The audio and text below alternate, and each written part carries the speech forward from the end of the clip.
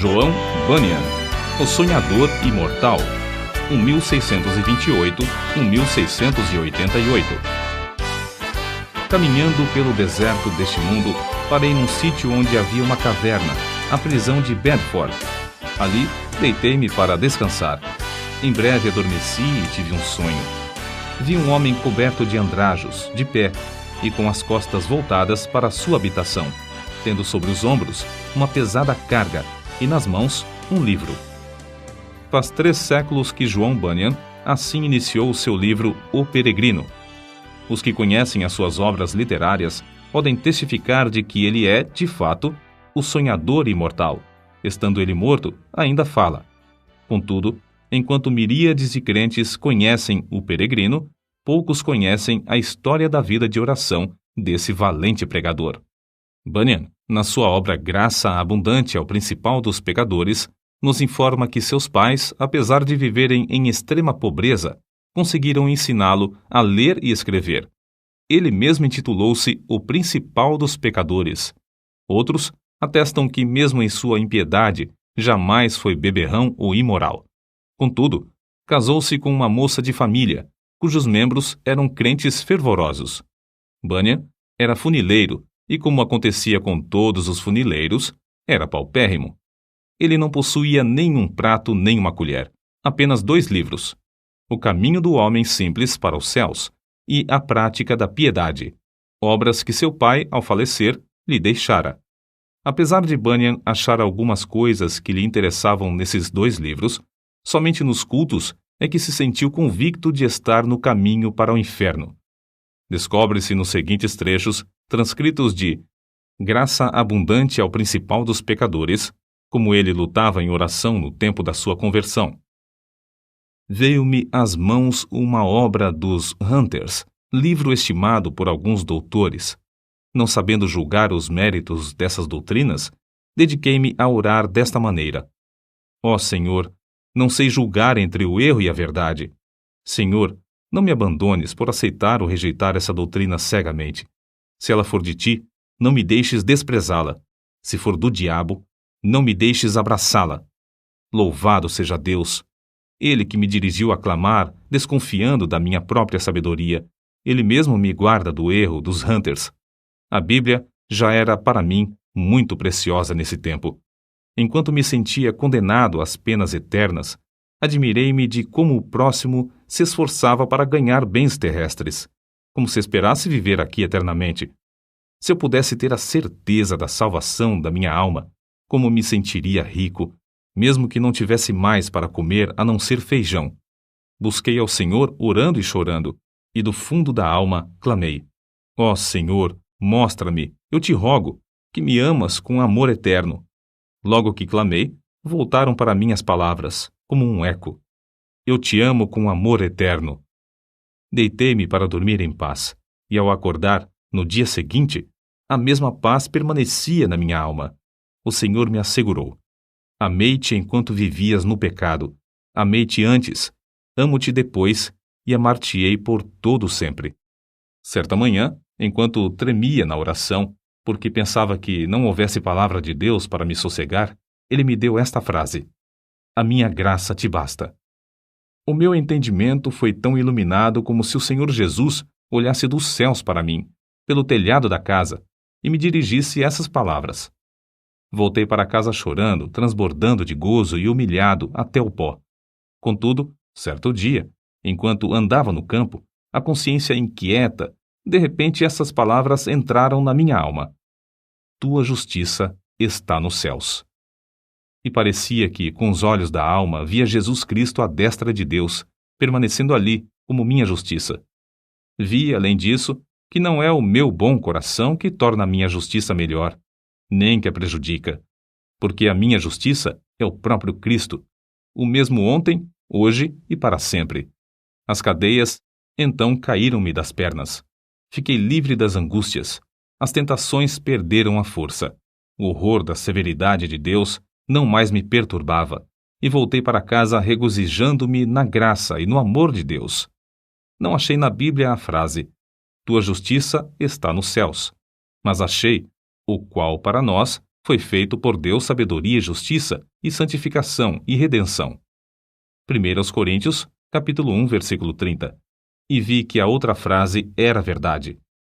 Enquanto eu assim meditava, o seguinte trecho das Escrituras penetrou no meu espírito com poder. Não pelas obras de justiça que houvéssemos feito, mas segundo a sua misericórdia nos salvou.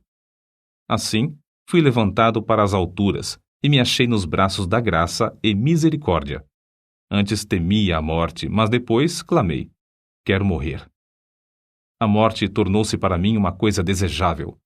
Não se vive verdadeiramente antes de passar para outra vida. Oh, pensava eu, esta vida é apenas um sonho em comparação à outra. Foi nessa ocasião que as palavras herdeiros de Deus se tornaram tão cheias de sentido que eu não tenho como explicá-las aqui nesse mundo. Herdeiros de Deus. O próprio Deus é a porção dos santos. Isso vi e disso me admirei, contudo, não posso contar o que vi. Cristo era um Cristo precioso na minha alma. Era o meu gozo, a paz e o triunfo por Cristo eram tão grandes que tive dificuldade em conter-me e ficar deitado. Bunyan, ainda que lutando para sair da escravidão do vício do pecado, não fechava a alma aos perdidos, que ignoravam os horrores do inferno. Acerca disto, ele escreveu: percebi pelas Escrituras que o Espírito Santo não quer que os homens enterrem os seus talentos e dons, mas antes que despertem esses dons.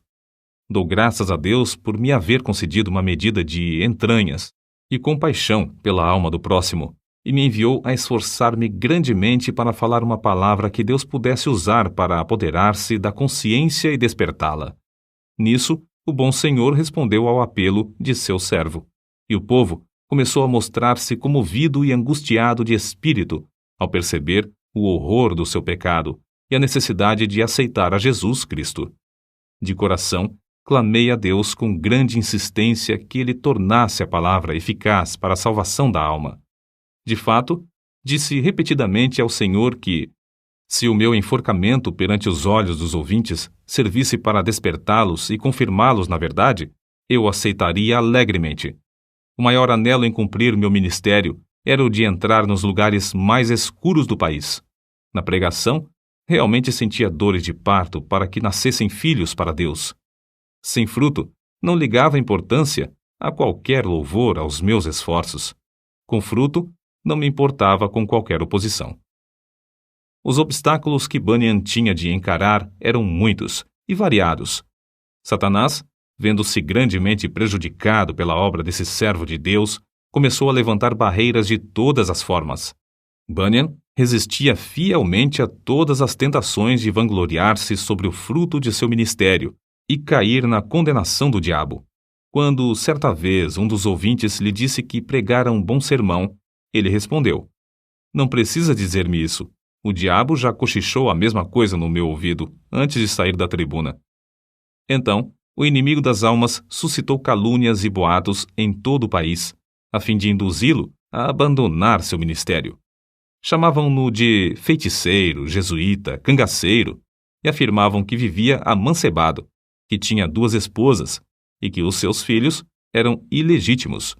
Quando o maligno falhou em todos esses planos de desviar Bunyan do seu ministério glorioso, seus opositores denunciaram-no por não observar os regulamentos dos cultos da igreja oficial. As autoridades civis o sentenciaram à prisão perpétua, recusando terminantemente a revogação da sentença, apesar de todos os esforços de seus amigos e dos rogos de sua esposa. Tinha de ficar preso até se comprometer a não mais pregar. Acerca de sua prisão, ele diz: nunca tinha sentido a presença de Deus ao meu lado em todas as ocasiões como depois de ser encerrado, fortalecendo-me tão ternamente com esta ou aquela escritura, até me fazer desejar, se fosse lícito, maiores provações para receber maiores consolações. Antes de ser preso, eu previ o que aconteceria, e 2 coisas ardiam no coração acerca de como poderia encarar a morte, se chegasse a tal ponto. Fui dirigido a orar pedindo a Deus que me fortalecesse com toda a força, segundo o poder da sua glória, em toda a fortaleza e longanimidade, dando com alegria graças ao Pai. Quase nunca orei durante o ano que precedeu minha prisão, sem que essa escritura me entrasse na mente, e eu compreendesse que, para sofrer com toda a paciência, devia ter toda a fortaleza, especialmente para sofrer com alegria. A segunda consideração foi na passagem que diz: Mas nós temos tido dentro de nós mesmos a sentença de morte para que não confiássemos em nós mesmos, porém em Deus que ressuscita os mortos.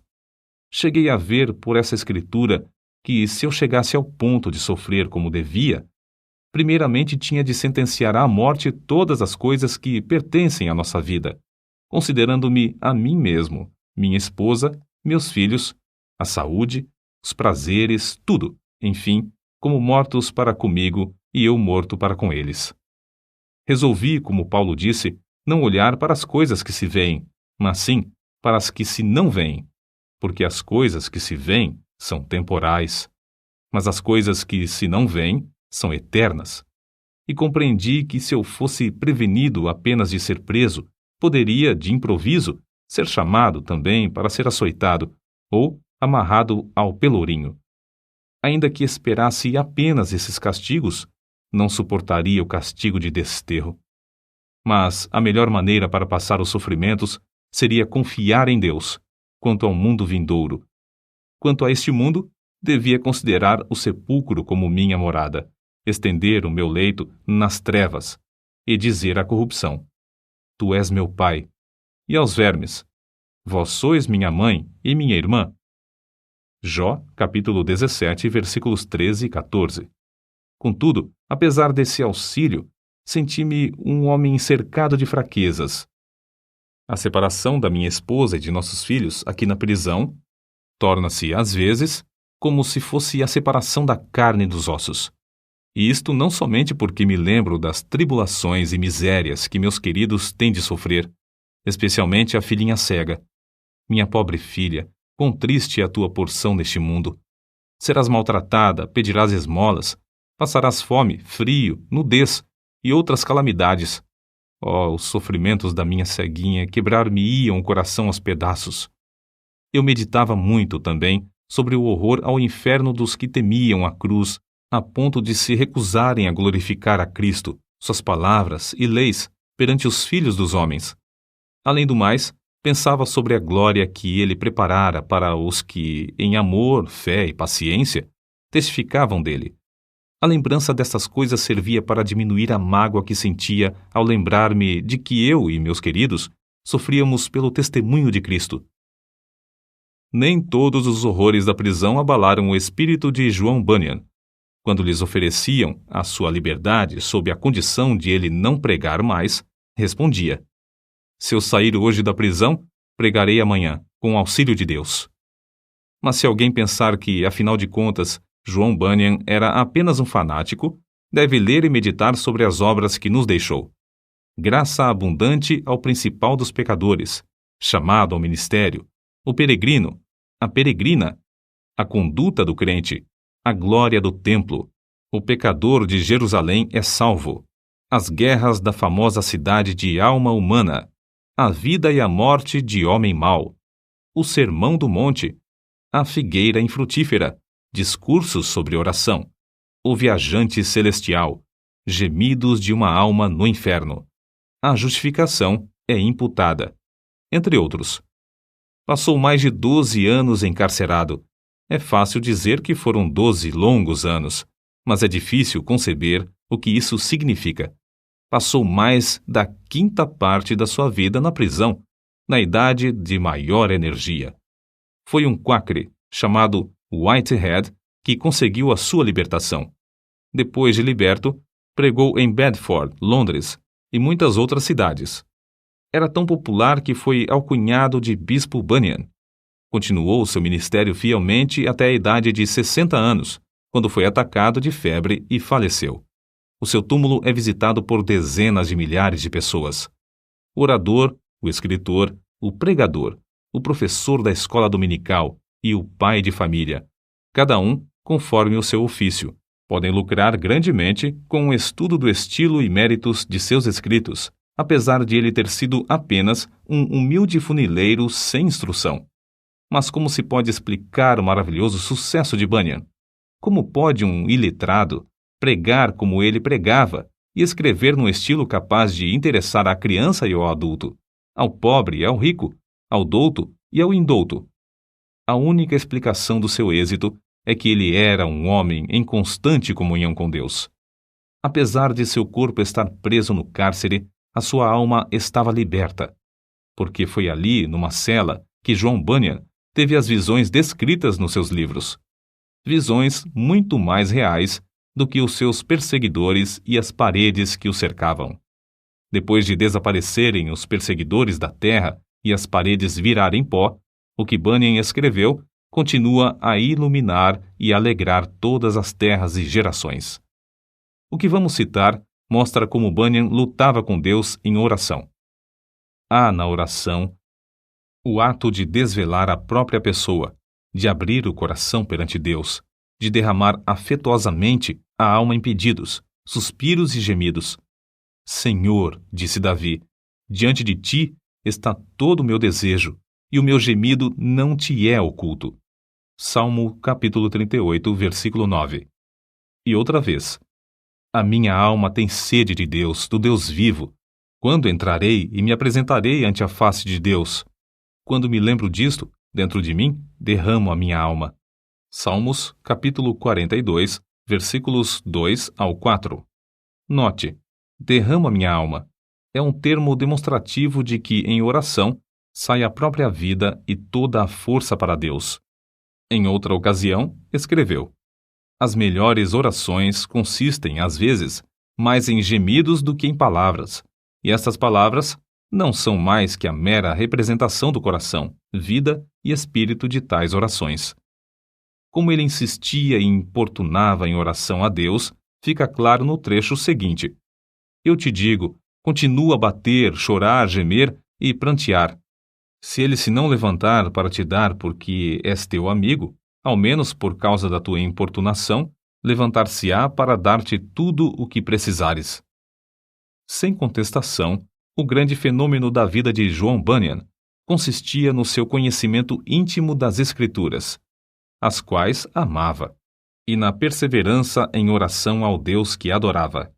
Se alguém duvidar de que Bunyan seguia a vontade de Deus nos 12 longos anos que passou na prisão de Bedford, deve lembrar-se de que esse servo de Cristo, ao escrever O Peregrino, atrás das grades, pregou um sermão que já dura quase 3 séculos e que hoje é lido em 140 línguas.